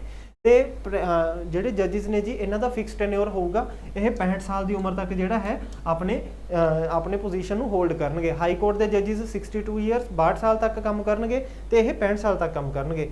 ਤੇ ਇਹਨਾਂ ਨੂੰ ਜਿਹੜਾ ਹੈਗਾ ਜੀ 2 ਗਰਾਊਂਡ ਦੇ ਉੱਤੇ ਆਧਾਰ ਤੇ ਹਟਾਇਆ ਜਾ ਸਕਦਾ। ਇੱਕ ਤਾਂ ਹੋ ਗਿਆ ਜੀ ਮਿਸਬਿਹੇਵੀਅਰ, ਦੂਸਰਾ ਹੋ ਗਿਆ ਇਨਕੈਪੈਸਿਟੀ। ਇਹਦੇ ਰਿਗਾਰਡਿੰਗ ਵੀ ਇੱਕ ਕਮੇਟੀ ਬਣਦੀ ਹੈਗੀ ਹੈ, ਕਮੇਟੀ ਫਿਰ ਇਹਦੀ ਜਾਂਚ ਕਰੂਗੀ, ਬਾਅਦ ਦੇ ਵਿੱਚ ਇਹਨਾਂ ਨੂੰ ਗਿਲਟੀ ਫਾਊਂਡ ਕੀਤਾ ਜਾਊਗਾ। ਨੈਕਸਟ ਹੈ ਜੀ the union ministry has introduced tradable green credit special programme. ਤਾਂ ਕਿਹੜੀ ਮਿਨਿਸਟਰੀ ਨੇ ਜਿਹੜਾ ਹੈ ਇਹ ਪ੍ਰੋਗਰਾਮ ਨੂੰ ਸ਼ੁਰੂ ਕੀਤਾ ਹੈ? ਪਹਿਲਾ ਆਪਸ਼ਨ ਹੈ ਜੀ ਮਿਨਿਸਟਰੀ ਆਫ ਪਾਵਰ, ਦੂਸਰਾ ਹੈ ਜੀ environment forest and climate change, third ਹੈ ਜੀ ਫਾਈਨੈਂਸ ਮਿਨਿਸਟਰੀ, ਫੋਰਥ ਹੈ ਮਿਨਿਸਟਰੀ ਆਫ ਐਕਸਟਰਨਲ ਅਫੇਅਰਸ। ਤਾਂ ਇਸ ਦਾ ਸਹੀ ਆਨਸਰ ਹੋਇਆ ਜੀ ministry of environment forest and climate change. Next question ਆਇਆ ਜੀ Vahagn Khachaturyan is the president of which country. ਇਹ ਪਰਸਨ ਕਿਹੜੀ ਕੰਟਰੀ ਦੇ ਪ੍ਰੈਜ਼ੀਡੈਂਟ ਨੇ ਜੀ? ਪਹਿਲਾ ਆਪਸ਼ਨ ਹੈ ਇਜ਼ਰਾਈਲ, ਅਰਮੇਨੀਆ, ਅਜ਼ਰਬਾਈਜਾਨ, ਅਫਗਾਨਿਸਤਾਨ। ਇਸ ਦਾ ਸਹੀ ਆਨਸਰ ਹੋਇਆ ਜੀ ਅਰਮੇਨੀਆ। ਨੈਕਸਟ ਕੁਐਸਚਨ ਜੀ which newspaper was started by Lokmanya Bal Gangadhar Tilak to serve the cause of India freedom struggle. ਇਹਨਾਂ ਦੇ ਵਿੱਚੋਂ ਕਿਹੜਾ ਅਖਬਾਰ ਹੈ ਜੀ ਜਿਹੜਾ ਇਹ ਬਾਲ ਗੰਗਾਧਰ ਤਿਲਕ ਨੇ ਸ਼ੁਰੂ ਕੀਤਾ ਸੀ? ਤਾਂ ਇਸ ਦਾ ਸਹੀ ਆਨਸਰ ਹੋਊਗਾ ਜੀ ਕੇਸਰੀ। ਕੇਸਰੀ ਦੇ ਨਾਲ ਨਾਲ ਇਹਨਾਂ ਨੇ ਇੱਕ ਹੋਰ ਅਖਬਾਰ ਵੀ ਸ਼ੁਰੂ ਕੀਤਾ ਸੀ ਜੀ, ਉਹਨੂੰ ਮਹਾਰਾਠਾ ਕਹਿ ਦਿੰਦੇ ਨੇ। ਠੀਕ ਹੈ ਜੀ। ਤੇ ਇਹਨਾਂ ਦੇ ਦੁਆਰਾ ਜਿਹੜਾ ਹੈਗਾ ਜੀ ਇਹਨਾਂ ਨੂੰ ਫਾਦਰ ਆਫ ਇੰਡੀਅਨ ਅਨਰੈਸਟ ਵੀ ਕਿਹਾ ਜਾਂਦਾ। ਹੋਮ ਰੂਲ ਲੀਗ ਵੀ ਇਹਨਾਂ ਨੇ ਸ਼ੁਰੂ ਕੀਤੀ ਹੈਗੀ ਹੈ।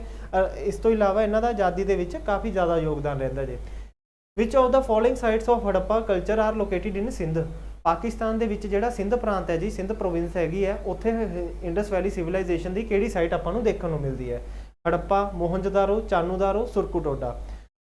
ਇਹਦੇ ਵਿੱਚੋਂ ਆਪਸ਼ਨ ਦੱਸਣੀ ਹੈ ਜੀ option number 1 and 2, 2 and 3, 2 3 and 4, 1 2 3 and 4। ਇਸ ਦਾ ਸਹੀ ਆਨਸਰ ਹੋਊਗਾ ਜੀ 2 ਐਂਡ 3। ਅਗਰ ਤੁਹਾਨੂੰ ਥੋੜਾ ਬਹੁਤਾ ਵੀ ਆਈਡੀਆ ਹੋਵੇ ਜੀ ਸੁਰਕੂਟੋਡਾ ਜਿਹੜਾ ਹੈ, ਸੁਰਕੂਟੋਡਾ ਆਉਂਦੀ ਹੈ ਜੀ ਆਪਣੇ ਇੰਡੀਆ ਦੇ ਗੁਜਰਾਤ ਦੇ ਵਿੱਚ। ਤਾਂ ਆਪਸ਼ਨ ਨੰਬਰ 4 ਜਿਹਦੇ ਵਿੱਚ ਹੈਗੀ ਹੈ ਉਹ ਹੋਗੀ ਜੀ ਗਲਤ। ਤੇ ਜਿਹੜੀ ਹੜੱਪਾ ਹੈਗੀ ਹੈ, ਇਹ ਹੜੱਪਾ ਜਿਹੜੀ ਹੈਗੀ ਹੈ ਸਿੰਧ ਪ੍ਰੋਵਿੰਸ 'ਚ ਨਹੀਂ ਆਉਂਦੀ। ਮੋਹਨਜਦਾਰੋ ਔਰ ਚਾਨੂਦਾਰੋ ਹੀ ਨੇ ਜੀ ਜਿਹੜੇ ਇਹ ਸਿੰਧ ਪ੍ਰੋਵਿੰਸ ਦੇ ਵਿੱਚ ਆ ਰਹੇ ਨੇਗੇ। ਨੈਕਸਟ ਕੁਐਸਚਨ ਜੀ the translation of Mahabharata into Persian in the time of Akbar was carried out under the supervision of. ਜਿਹੜੀ ਮਹਾਭਾਰਤ ਦੀ ਆਪਾਂ ਨੇ ਫਾਰਸੀ ਭਾਸ਼ਾ ਦੇ ਵਿੱਚ ਟ੍ਰਾਂਸਲੇਸ਼ਨ ਕੀਤੀ ਹੈ ਅਕਬਰ ਦੇ ਸਮੇਂ ਦੇ ਵਿੱਚ, ਤਾਂ ਇਹਨੂੰ ਕੀ ਕਿਹਾ ਜਾਂਦਾ? ਮਤਲਬ ਉਸ ਬੰਦੇ ਨੇ ਕਿਹੜੇ ਬੰਦੇ ਦੀ ਅਗਵਾਈ ਹੇਠ ਕੀਤੀ ਗਈ ਹੈ? ਉਤਬੀ, ਨਜ਼ੀਰੀ, ਅਬੁਲ ਫਜ਼ਲ ਜਾਂ ਫੈਜ਼ੀ। ਇਸ ਦਾ ਸਹੀ ਆਨਸਰ ਹੋਊਗਾ ਜੀ ਫੈਜ਼ੀ। ਠੀਕ ਹੈ ਜੀ। ਨੈਕਸਟ ਕੁਐਸਚਨ ਜੀ what is the distance between the sun and the earth when the earth is in its aphelion position. Aphelion ਕੀ ਹੋਊਗਾ ਜੀ? ਜਦੋਂ ਮਤਲਬ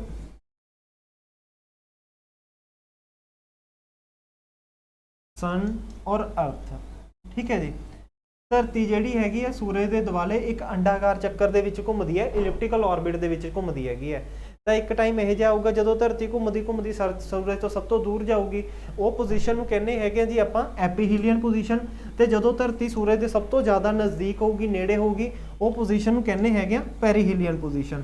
ਤਾਂ ਇਹਦੇ ਵਿੱਚ ਪੁੱਛਿਆ ਹੋਇਆ ਜੀ ਕਿ ਆਪਾਂ ਨੇ ਜਿਹੜਾ ਹੈ ਸੂਰਜ ਤੋਂ ਧਰਤੀ ਦੇ ਵਿੱਚ ਜਦੋਂ ਸਭ ਤੋਂ ਜ਼ਿਆਦਾ ਐਪੀਹੀਲੀਅਨ ਪੋਜੀਸ਼ਨ ਮਤਲਬ ਵੱਧੋ ਵੱਧ ਦੂਰੀ ਹੋਊਗੀ, ਉਹ ਕਿੰਨੇ ਕਿਲੋਮੀਟਰ ਦੀ ਹੋਊਗੀ? ਤਾਂ ਇਸ ਦਾ ਸਹੀ ਆਨਸਰ ਹੋਊਗਾ ਜੀ option number D 152 million kilometre.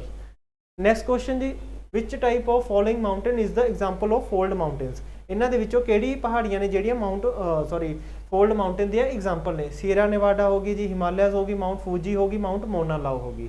ਤਾਂ ਇਸ ਦਾ ਸਹੀ ਆਨਸਰ ਹੋਊਗਾ ਜੀ ਆਪਸ਼ਨ ਨੰਬਰ ਬੀ ਹਿਮਾਲਿਆਜ਼। ਇਸ ਤੋਂ ਇਲਾਵਾ ਜੀ ਭਾਰਤ ਦੇ ਵਿੱਚ ਹਿਮਾਲਿਆਜ਼ ਨੂੰ ਜੇ ਕੁਐਸਚਨ ਆ ਜਾਵੇ ਵੀ ਭਾਰਤ ਦੇ ਵਿੱਚ ਯੰਗ ਫੋਲਡ ਮਾਊਂਟੇਨ ਕਿਹੜੀਆਂ ਨੇ ਜਿਹੜੀਆਂ ਨਵੀਆਂ ਬਣੀਆਂ ਨੇ, ਤਾਂ ਉਹਦਾ ਆਨਸਰ ਤਾਂ ਹਿਮਾਲਿਆ ਰਹੂਗਾ। ਜੇ ਕੁਐਸਚਨ ਆ ਜੇ 올ਡ ਫੋਲਡ ਮਾਊਂਟੇਨ ਕਿਹੜੀਆਂ ਹੋਣਗੀਆਂ, ਤਾਂ ਉਹਦਾ ਆਨਸਰ ਆਊਗਾ ਅਰਾਵਲੀਜ਼। ਵਿੰਧਿਆ ਤੇ ਸਤਪੁਰਾ ਨੇ ਜੀ ਜਿਹੜੀਆਂ ਉਹ ਬਲੌਕ ਮਾਊਂਟੇਨ ਦੀ ਐਗਜ਼ਾਮਪਲ ਆਣਗੀਆਂ। ਇਹਨਾਂ ਦੇ ਵਿੱਚੋਂ ਕਿਹੜਾ ਬੰਦਾ ਜੀ ਜਿਹੜਾ GST ਕਾਉਂਸਲ ਦਾ ਚੇਅਰਮੈਨ ਹੋਊਗਾ? ਤੇ PM ਹੋ ਗਿਆ ਜੀ, ਫਾਈਨੈਂਸ ਮਿਨਿਸਟਰ ਹੋ ਗਿਆ, ਹੋਮ ਮਿਨਿਸਟਰ ਹੋ ਗਿਆ, ਨਨ ਆਫ ਦਿਸ। ਇਸ ਦਾ ਸਹੀ ਆਂਸਰ ਹੋਊਗਾ ਜੀ finance minister. Article 279A of the constitution ਦੇ ਵਿੱਚ ਕਿਹਾ ਗਿਆ ਕਿ ਪ੍ਰੈਜ਼ੀਡੈਂਟ ਜਿਹੜਾ ਹੈ ਜੀ GST ਕਾਉਂਸਲ ਬਣਾਊਗਾ ਤੇ GST ਕਾਉਂਸਲ ਦੇ ਵਿੱਚ ਟੋਟਲ 33 ਬੰਦੇ ਹੋਣਗੇ। ਤੇ ਇੱਕ ਚੀਜ਼ ਯਾਦ ਰੱਖਿਓ ਜੀ, GST ਕਾਉਂਸਲ ਦੇ ਵਿੱਚ ਯੂਨੀਅਨ ਕੋਲੇ 1/3 ਵੋਟਿੰਗ ਪਾਵਰ ਹੁੰਦੀ ਹੈ ਤੇ ਸਟੇਟਸ ਕੋਲੇ 2/3 ਵੋਟਿੰਗ ਪਾਵਰ ਹੁੰਦੀ ਹੈ। ਤੇ GST ਕਾਉਂਸਲ ਦੇ ਵਿੱਚ ਅਗਰ ਕੋਈ ਵੀ ਫੈਸਲਾ ਲਿੱਤਾ ਜਾਊਗਾ ਤਾਂ ਉਹ 75% ਵੋਟਾਂ ਦੇ ਨਾਲ ਪਾਇਆ ਜਾਊਗਾ। ਤੇ GST ਆਪਾਂ ਨੇ ਆਪਣੇ ਸੰਵਿਧਾਨ ਦੇ ਵਿੱਚ 101 ਅਮੈਂਡਮੈਂਟ ਐਕਟ 2016 ਦੇ ਨਾਲ ਐਡ ਕੀਤੀ ਹੈ। ਤੇ ਇੰਡੀਆ ਦਾ ਜੇ GST ਮਾਡਲ ਪੁੱਛਿਆ ਜਾਵੇ ਜੀ ਕਿਹੜੀ ਕੰਟਰੀ ਤੋਂ ਲਿੱਤਾ ਤਾਂ ਇਹ ਲਿੱਤਾ ਹੈਗਾ ਜੀ ਆਪਾਂ ਨੇ ਕੈਨੇਡਾ ਤੋਂ। ਅਗਰ ਦੁਨੀਆ 'ਚ ਪੁੱਛਿਆ ਜਾਵੇ GST ਪਹਿਲੇ ਨੰਬਰ ਤੇ ਕਿਹੜੀ ਕੰਟਰੀ ਨੇ ਐਡ ਕੀਤੀ ਸੀ ਤਾਂ ਉਹ ਫਰਾਂਸ ਵਾਲਿਆਂ ਨੇ ਕੀਤੀ ਹੈ ਜੀ 1954 ਦੇ ਵਿੱਚ। ਨੈਕਸਟ ਕੁਐਸਚਨ ਜੀ, ਵਟ ਇਜ਼ ਮੈਗਨਾ ਪੋਰਥੇ ਔਰਿਜੇ ਵਿਚ ਹੈ ਸੀਨ ਇਨ ਦਾ ਰੀਸੈਂਟਲੀ ਨਿਊਜ਼। ਤਾਂ ਇਹਨਾਂ ਦੇ ਵਿੱਚੋਂ ਕੀ ਚੀਜ਼ ਹੈਗੀ ਹੈ ਜੀ ਮੈਗਨਾ ਪੋਰਥੇ ਔਰਿਜੇ? ਪਲਾਂਟ ਹੈ, ਫੰਗਸ ਹੈ, ਬੈਕਟੀਰੀਅਮ ਹੈ, ਇਨਸੈਕਟ ਹੈ। ਇਸ ਦਾ ਸਹੀ ਆਂਸਰ ਹੋਊਗਾ ਜੀ ਫੰਗਸ। ਨੈਕਸਟ ਕੁਐਸਚਨ ਹੈ ਜੀ, what amount of has been allotted to the national quantum mission. National quantum mission ਨੂੰ ਇਹਨਾਂ ਦੇ ਵਿੱਚੋਂ ਕਿੰਨੇ ਰੁਪਏ ਜਿਹੜੇ ਨੇ ਦਿੱਤੇ ਗਏ ਨੇ ਸਰਕਾਰ ਦੁਆਰਾ? ਇਸ ਦਾ ਸਹੀ ਆਂਸਰ ਹੈ ਜੀ 1000 ਕਰੋੜ, 2000 ਕਰੋੜ, 3000 ਕਰੋੜ, 6000 ਕਰੋੜ। ਸਹੀ ਆਂਸਰ ਹੈ ਜੀ 6000 ਕਰੋੜ। 6003 ਕਰੋੜ ਦਿੱਤੇ ਗਏ ਨੇ, ਅਪਰੋਕਸੀਮੇਟਲੀ 6000 ਕਰੋੜ ਆ ਗਿਆ।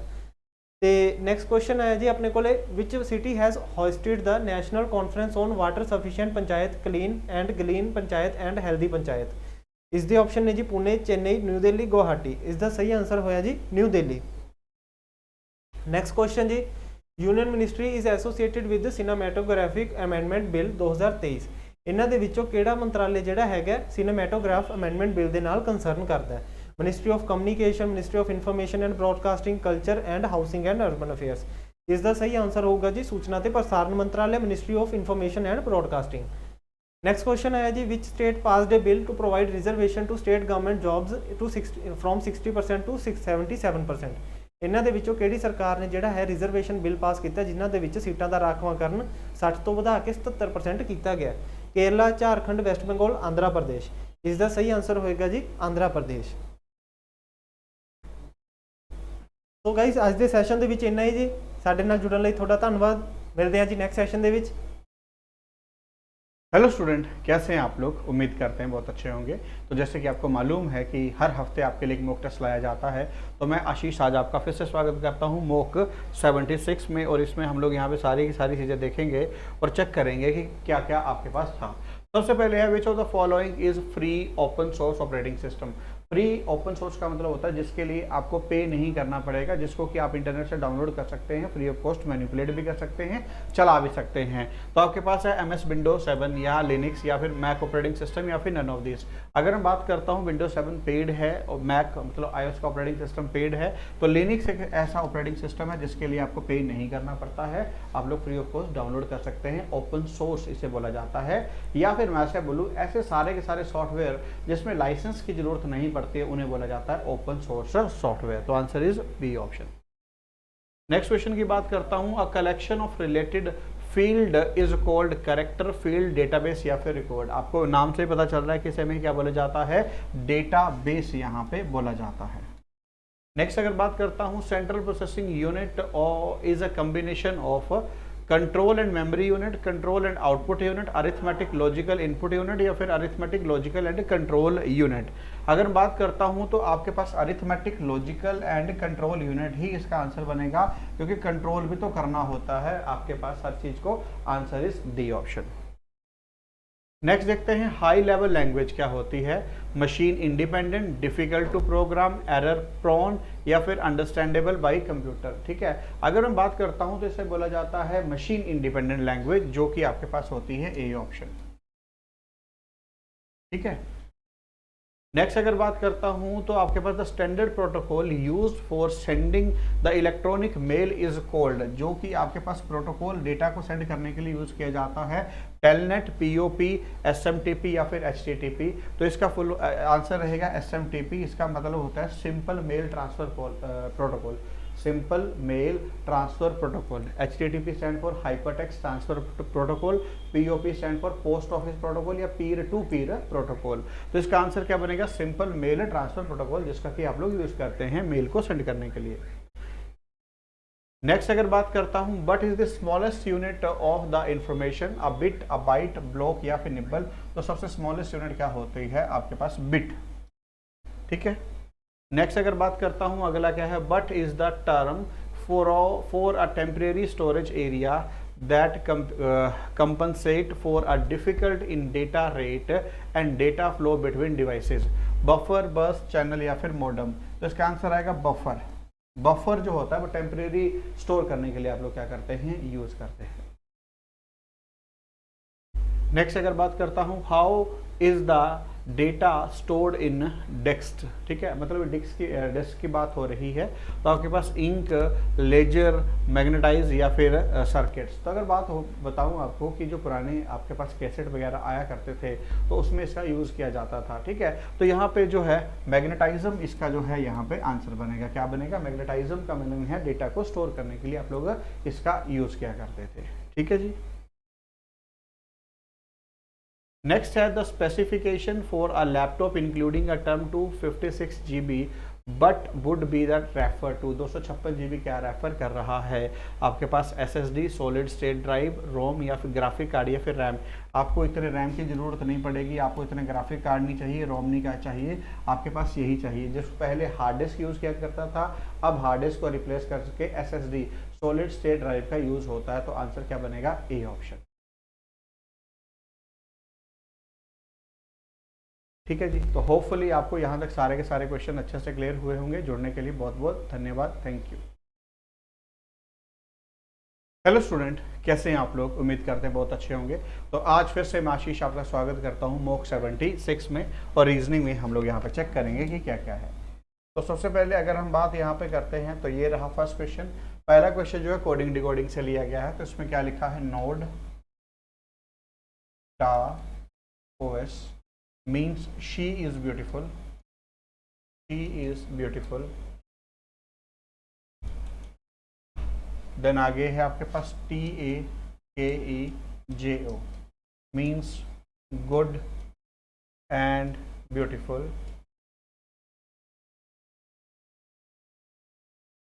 देन आगे आपके पास है KEOSNA means he is good। ठीक है। देन आगे आपसे पूछा गया है what is the code of SHE, she का कोड आप लोगों ने यहाँ पे निकालना है। तो अगर हम बात यहाँ पे करता हूँ तो आप लोग कैसे निकालेंगे, तो ब्यूटीफुल ब्यूटीफुल है, ब्यूटीफुल ब्यूटीफुल यहाँ पे काट लो, यहाँ पे TA आ गया, इज यहाँ पे है, इज यहाँ पे है, क्या आ गया, OS आ गया। शी का कोड क्या बचा, नोड NOD। तो NOD अगर मैं यहाँ पे बात करता हूँ, शी का कोड है, TA है, KE है, OS है, तो है नहीं, तो आंसर क्या आएगा, D option, none of this. ठीक है जी। नेक्स्ट अगर बात करते हैं तो आपके पास क्या लिखा है, डिक्शनरी ऑर्डर में से क्या करना है, अरेंज करना है। तो सबसे पहले अगर हम बात करते हैं EA सभी में है, EA है ना। अब अगर बात करते हैं तो सबसे पहले नंबर पे आपके पास यहाँ पे क्या आएगा, देखो G का नंबर होता है 7, ठीक है ना, G7 R होता है 18। तो सबसे पहले नंबर पे क्या आएगा, 5। 5 मिल गया तो एक ही ऑप्शन है, बाकी तो सारे के सारे एलिमिनेट होते हैं। तो सबसे पहले 5 यही ऑप्शन आ जाएगा, सीधा डी डायरेक्ट आप आंसर कर दो, क्योंकि डिक्शनरी ऑर्डर में सबसे पहले आना ही ईच है। ठीक है ना, लो जी, ये भी हो गया। ये रहा नेक्स्ट क्वेश्चन। अगला है आपके पास, अब यहाँ पे इसको सॉल्व करना पड़ेगा, KQZMMXOIVQET। ठीक है। नेक्स्ट अगर बात करता हूँ तो इसका कोड है 11, इसका है 13, इसका है 15, इसका है 17। ठीक है। तो 11 + 2 13, 13 + 2 15, 15 + 2 17, 17 + 2 19। S, तो S तो सभी में है आपके पास, ये कैंसिल हुआ। अब यहाँ पे है 17, यहाँ है 13, यहाँ है 9, यहाँ है 5, सब में 5 माइनस हुआ है। तो अगर 4 माइनस हुआ है तो 4 माइनस कर देंगे तो A। ठीक है। तो आपके पास ये भी कैंसिल, इन दोनों में आंसर होगा। यहाँ पे है 26, यहाँ पे है 24, 2 कम हुआ है, यहाँ पे है 22, 2 कम हुआ है, यहाँ पे है 2 कम हुआ है। अब 2 और कम कर देंगे तो 18 R आएगा, SAR। तो ये भी कैंसिल, डी ऑप्शन आंसर। इस तरीके से आप डायरेक्ट आंसर निकाल लेंगे। लीजिए नेक्स्ट क्वेश्चन जो है, अगले क्वेश्चन में चेक करते हैं क्या बोला गया है, एक बार चेक करते हैं। सबसे पहले 3 से यहाँ 5 पे गए हैं 2, 5 से 7 पे 2, आगे अगर मैं बात करता हूँ 7 से 4 11, यहाँ से यहाँ, यहाँ से हम जाएंगे 2 तो 13, आगे अगर जाएंगे तो 4 17, फिर 2, ठीक है, फिर आपके पास 19 और 20 21 22 23 4, तो आंसर आएगा 13, बी ऑप्शन, आंसर आएगा बी ऑप्शन। ठीक है, नेक्स्ट क्वेश्चन है if Tuesday fall on the 4th of the month, 4 तारीख को क्या है, ट्यूसडे है। ठीक है, तो आपके पास then which day will fall 3 day after 24, 24 के 3 दिन बाद क्या होगा। अगर पहले 4 तारीख को 24 है तो 7 ऐड कर दो, 11 को क्या आएगा ट्यूसडे, 11 पे 7 ऐड कर दो, 18 को क्या आएगा ट्यूसडे, है ना। और जाना 24 तक है तो 18 में अगर 7 ऐड करते हो, 18 में 7 ऐड करते हो तो आपके पास 25, तो 24 तक जाना था आप लोगों को, तो 19 20 21 22 23 24। ठीक है, अब देखो यहाँ पे ट्यूसडे, ट्यूसडे के बाद क्या आ गया, Wednesday, Thursday, Friday, Saturday, Sunday, Monday, यहाँ पे क्या आ गया मंडे। अब जाना 3 दिन आगे है तो 24 के बाद 25 26 27, मंडे के बाद ट्यूसडे, वेंसडे और थर्सडे, तो आंसर इज थर्सडे। तो यही तो कहा था कि 27 को आपके पास क्या आएगा, तो सीधा आंसर निकाल लेते हैं, 27 तारीख को आपके पास क्या आता, थर्सडे। ये इतना बड़ा करने की जरूरत नहीं थी, बस मैंने आपको एक्सप्लेन कर दिया है। ठीक है, चलो नेक्स्ट क्वेश्चन जो है अब आपके पास यहाँ पे एनोलॉजी से लिया गया है। तो shoe is related to leather in the same way bus is conductor, तो शू जो है वो लेदर से बनता है, बस कंडक्टर से चलती है, बस कंडक्टर नहीं होगा। हाईवे, एस्फल्ट एंड मेडिसिन डॉक्टर, वो तो प्रिस्क्राइब करता है, तो इसका आंसर आएगा सी ऑप्शन, हाईवे एस्फल्ट। तो जो आपके पास रोड बनते हैं वो एस्फल्ट से बनते हैं, जिसको क्या आप बोलते हैं। ठीक है ना, तो होपफुली यहाँ पे बात क्लियर है। चलो अब ये रहा अगला क्वेश्चन। अगले क्वेश्चन में बात करते हैं पॉइंटिंग टू अ वुमन, एक वुमन की तरफ इशारा करते हुए in the photograph man says, आदमी बोलता है। ठीक है, दिस वुमन, ये जो वुमन है, is the wife of father of my wife brother, तो मेरी वाइफ, ठीक है, मतलब मैं आ गया, मेरी वाइफ आएगी यहाँ पे। ठीक है, मेरी वाइफ का ब्रदर, मेरा साला, उसकी मदर, ठीक है, का आगे हस्बैंड, उसके हस्बैंड का आपके पास वाइफ। तो ये पूछा कि ये जो थी वुमेन आ गई, अब ये वुमेन जो है इस मैन की क्या लगती है, how is the women related to a person, इस मैन की ये वुमेन क्या लगती है, तो ये क्या लगती है, सास लगती है, मदर इन लॉ लगती है, मदर इन लॉ लगती है। ठीक है, ये रहा next question. In a class of boy stand in a single line, one boy is 19 in ordered from both the end. अब आपके पास एक रो थी जिसमें कि एक बच्चा लेफ्ट हैंड से भी 19 पे था, राइट हैंड से भी 19 पे था, टोटल बताना था, total is equal to L + R - 1। तो ये this is your left side, this is your right side. ठीक है जी, तो आपके पास 19 + 19 माइनस ऑफ 1, आपके पास 19 + 19 38 - 1 is equal to 37, B option आपके पास आंसर। ठीक है, ये रहा नेक्स्ट क्वेश्चन। अगले क्वेश्चन में देखते हैं, in a row of girl Kamala is 10th from the left, Kamala is 10th from the left and Bimala is 12th from the right, Bimala is 12th from the right. When they exchange their places Kamala is 16 from the left, Kamala is 16 from the left, यहाँ पे ये given है आपके पास 16 from the left. आगे क्या है आपके पास, what is the new position from the Bimala of right hand, तो अब आपके पास बिमला यहाँ पे आ गई, तो अब आपको यहाँ पे ये बताना है कि इसके राइट हैंड से कितनी पोजीशन है। तो आपको मालूम है कि यहाँ से यहाँ जाने के लिए जितने बच्चे पार किए हैं, 10 से 16 के ऊपर जाने के लिए 6 पोजीशन पार करी है, तो आगे भी आपके पास यहाँ से यहाँ 6 पोजीशन पार करनी पड़ेगी। ठीक है, तो 12 + 6 कितना हो जाएगा 18। राइट हैंड से आपके पास यही पूछा है कि but is new position of Bimla from the right end, तो 12 और 18 अगर मैं यहाँ पे बात करता हूँ तो but is the new position of Bimla from the right end. अच्छा 18 ही आएगी, 12 है, 6 और आगे आ गई 18 आ गई, ए ऑप्शन आंसर। 12 ऑलरेडी थी, 6 और आगे 18 तो बन गया आंसर ए ऑप्शन। ठीक है, नेक्स्ट क्वेश्चन ये रहा, नो पेपर इज पेन, पूरे के पूरे पेपर जो है पेन नहीं है। एंड आपके पास no pen is pencil, no पूरे के पूरे पेन क्या है, पेंसिल नहीं है। देन आगे क्या है, all eraser are paper, all eraser are paper, some paper are eraser, some paper are eraser सही है जी।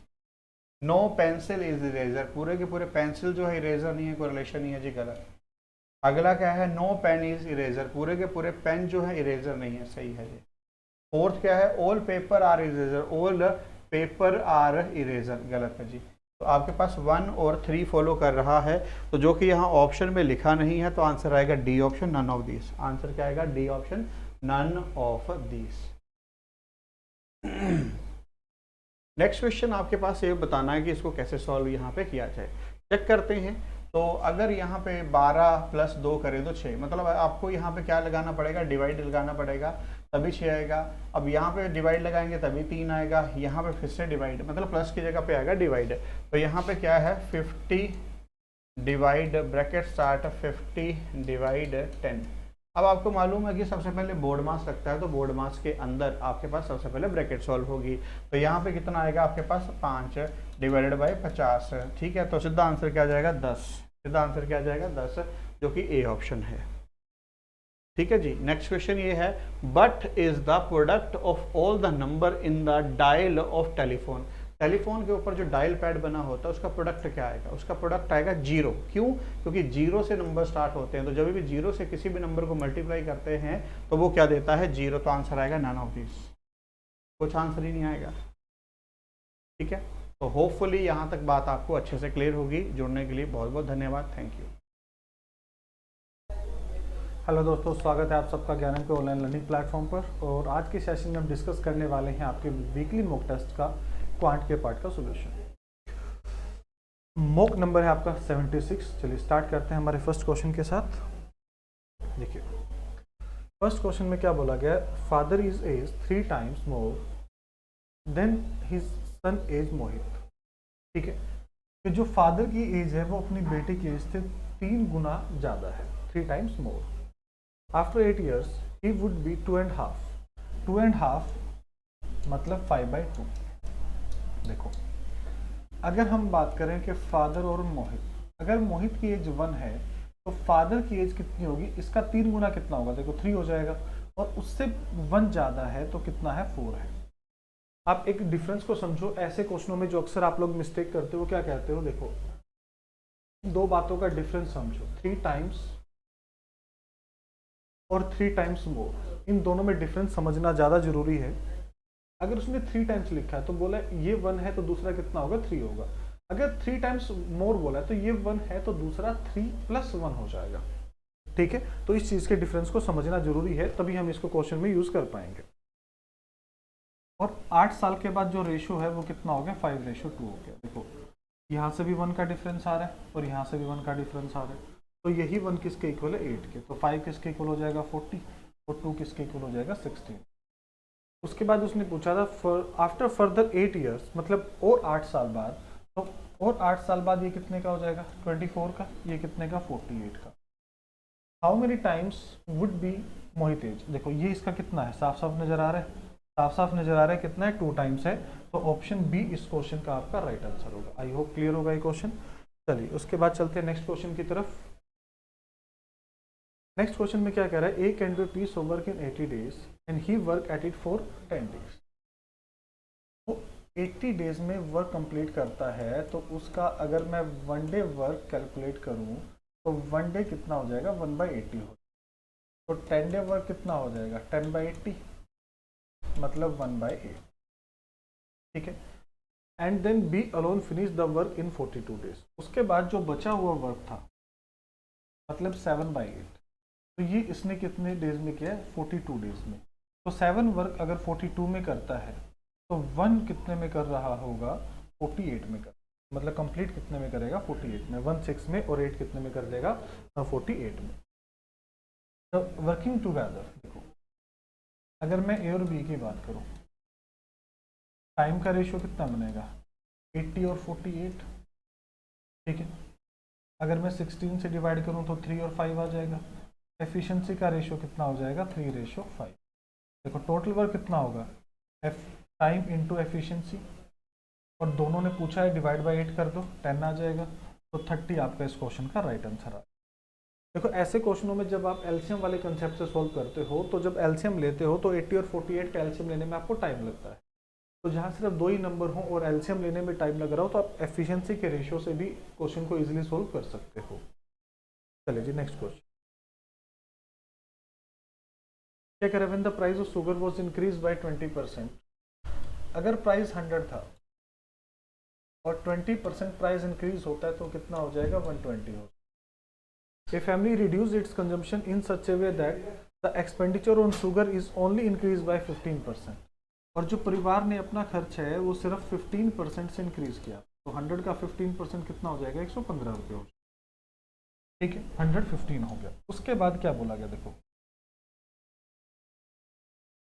If 20 kg were consumed per month before the increase in price. अब यहाँ से अगर बात करें कंजम्पशन कितनी कम होगी, 5 कम होगी, कितने के ऊपर, 120 के ऊपर। जो कंजम्पशन है वो 1/24 कम होगी। तो ये आपका ओरिजिनल कंजम्पशन आ गया, क्या आ गया आपका ओरिजिनल कंजम्पशन। ठीक है, और अब पहले 24 ले रहा था, तो अब उसमें से क्या कर रहा है, 1 कम ले रहा है। तो उसने पूछा क्या है, if 24 kg were consumed per month before the increase price find the new consumption. देखो 24 के रिस्पेक्ट में अगर 1 कम करेगा तो मतलब अब कितना कर रहा है, वो 23 कर रहा है। ऑप्शन बी इस क्वेश्चन का राइट आंसर होगा। चलिए नेक्स्ट क्वेश्चन। क्या कर रहा है, a man sell 320 mangoes at the cost price of 40 mangoes. तो आपको कुछ नहीं करना, इन दोनों के बीच का डिफरेंस लेना है, कितना, 80, और जो सेल किए थे वो इसके डिवाइड में कर 320, तो ये इसको डिवाइड, ये कितना हो गया, 1/4, और 1/4 का मतलब कितना है, 25%। कितना, 25%। चलिए उसके बाद नेक्स्ट में क्या करें, if the cost price of 15 tables is equal to the selling price of 20 table. Difference कितने का, देखो 5 का, सेलिंग प्राइस वाले टेबल्स कितने हैं, 20, तो ये कितना हो जाएगा, 1/4, और 1/4 फिर से आंसर कितना होगा, 25%। चलिए जी नेक्स्ट क्वेश्चन। क्या करें, a pump can fill a tank with water in 2 hours। एक पंप उसको 2 घंटे में फिल करता है। because of leak it take 2 hours 2 hours 20 minute बनेगा। अब देखो ए और बी, इसका मतलब कितना है, 7/3, 2 और 7 कैल्शियम लेंगे तो कितना होगा, 14 होगा। इसकी एफिशिएंसी कितनी हो जाएगी, 7, और ए प्लस बी की एफिशिएंसी कितनी हो जाएगी, 6। देखो अकेले ए की एफिशिएंसी आपकी 7 है और ए प्लस बी की एफिशिएंसी आपकी 6 है, तो मतलब जो बी है उसकी एफिशिएंसी क्या रही होगी, -1 रही होगी। ठीक है, तो उसने पूछा था कितने घंटे में खा लेकर, टोटल कितना था, 14, बी की एफिशिएंसी कितनी होगी, 14 डिवाइड बाय 1 करेंगे तो 14, ऑप्शन डी आपका इस क्वेश्चन का राइट आंसर। अगर वॉइस का कुछ इशू आ रहा हो तो आज थोड़ा सा गला खराब है, तबीयत खराब है, ठीक है, इस वजह से मे भी थोड़ा सा स्लो आवाज़ आ रही होगी, वॉइस थोड़ी सी हल्की रही होगी या स्लो रही होगी। ठीक है, देखो उसमें उसके बाद नेक्स्ट क्वेश्चन में क्या कर रहा है, an ore contains 12% copper, how much kg of ore is required to get 69 kg copper. देखो अगर मैं x क्वांटिटी का x का 12% लेता हूँ तो ये 69 के इक्वल है।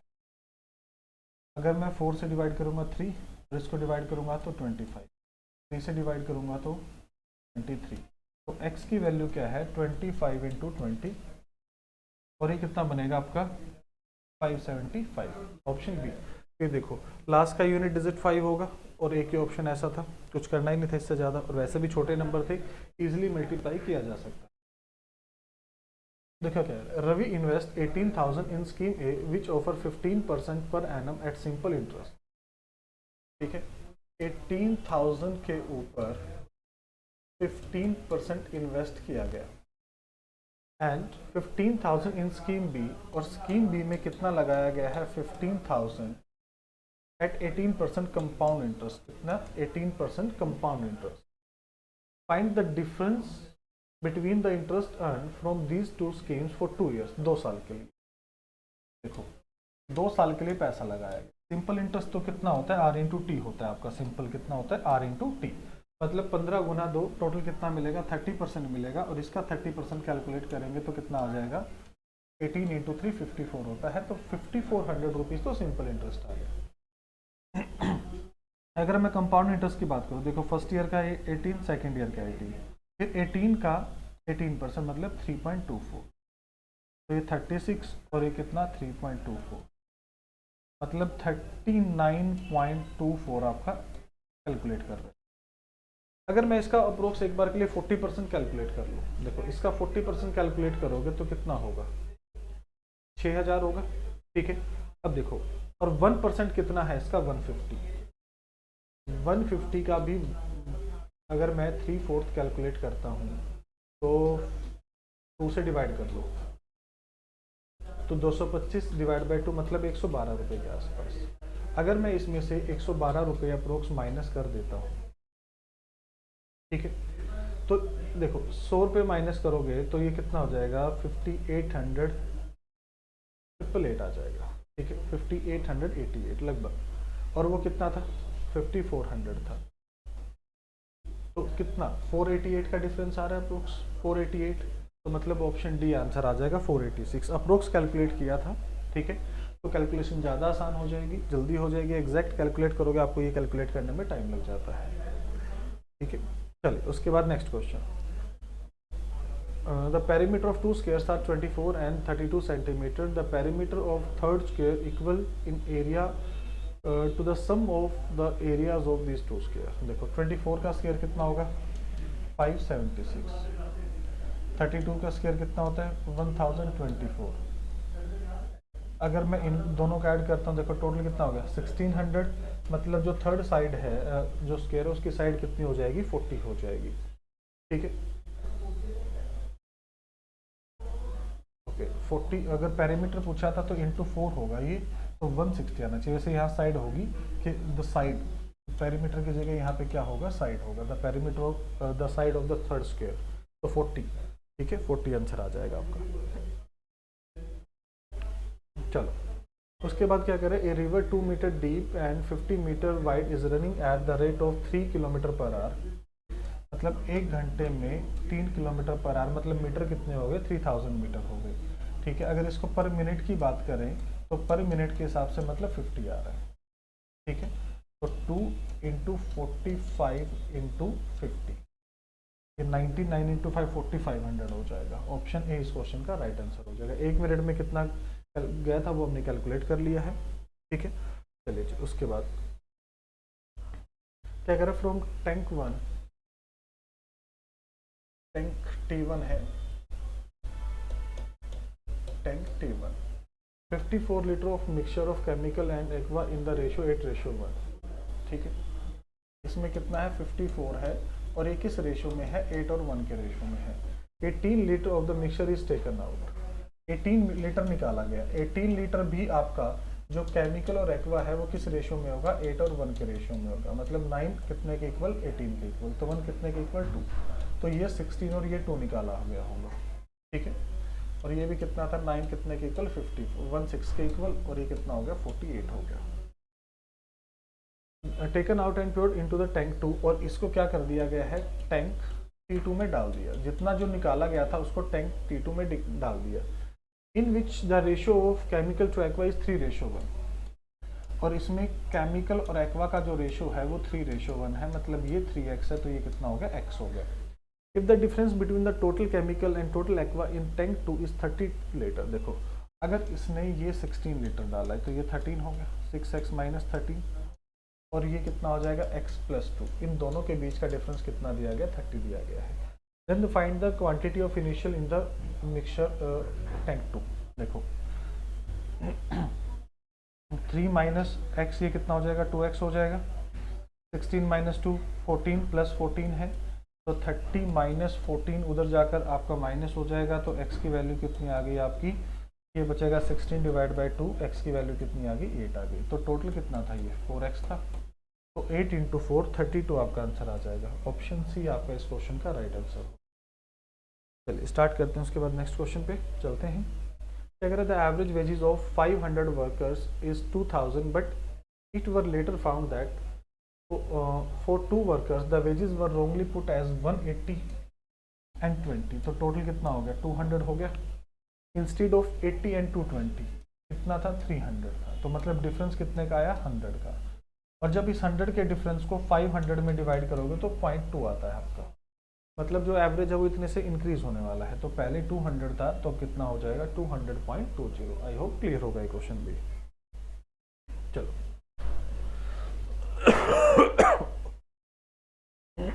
सॉरी,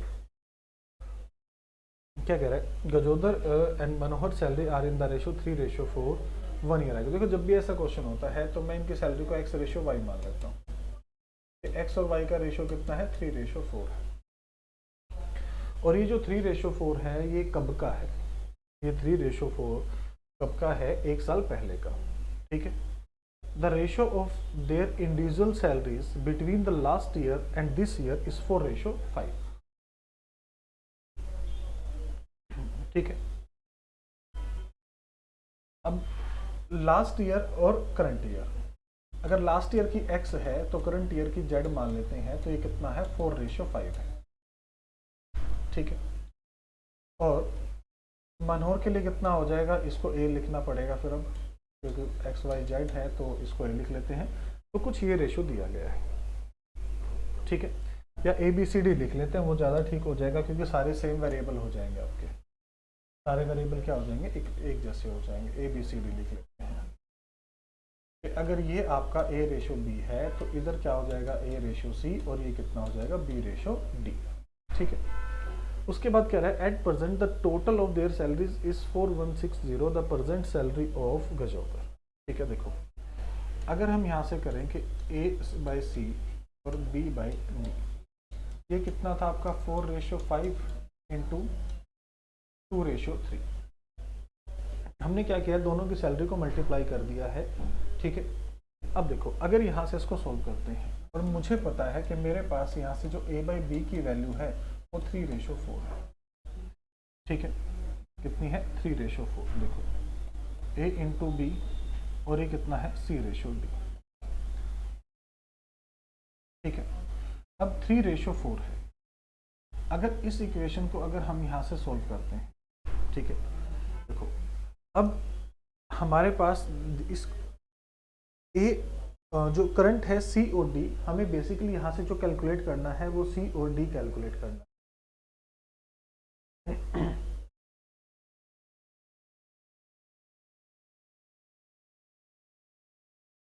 ठीक है। अब अगर मैं यहाँ पे जो A और C की वैल्यूज हैं, ठीक है, एक सेकेंड। अब हमारे पास देखो A और C, ये कितना था 3/4 इंटू B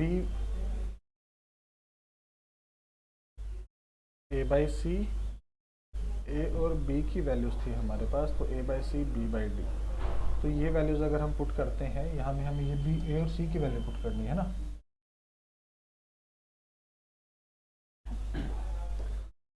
A की वैल्यू कितनी थी हमारे पास 3, और ये वैल्यू कितनी है 4।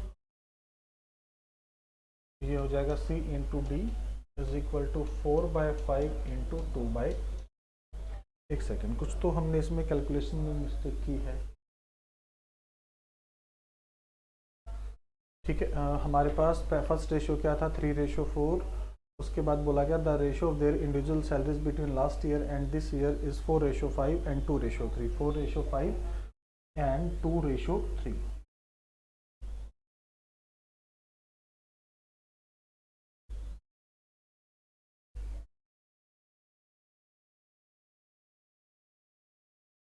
हमें डी इसको उल्टा करना पड़ेगा क्योंकि हमें बी और सी का रेशो बनाना था ना, हमें यहाँ से इसको उल्टा करना पड़ेगा, इसको चेंज करना पड़ेगा क्योंकि हमें ए बी का दे रखा था, हमें डी और सी का रेशो बनाना था, सी और डी का, तो इसको D/B कर लेते हैं, तो ये कितना हो जाएगा 3/2 हो जाएगा, ये कितना हो जाएगा 3/2 हो जाएगा, ठीक है। क्योंकि रेशो उसी के अकॉर्डिंग बनाना पड़ेगा, हमें सी और डी का रेशो चाहिए, सी और डी का। देखो अब ए की वैल्यू कितनी थी 3 थी हमारे पास, डी यहाँ पे कितना आ गया सी, और बी की वैल्यू हमारे पास कितनी है 4। अब देखो D/C, अगर इसको सोल्व करते हैं तो यहाँ मल्टीप्लाई हो जाएगा ये 4 इंटू 4 इंटू 2, और ये कितना हो जाएगा हमारे पास, इधर मल्टीप्लाई हो जाएगा तो 5 इंटू 3 इंटू 3।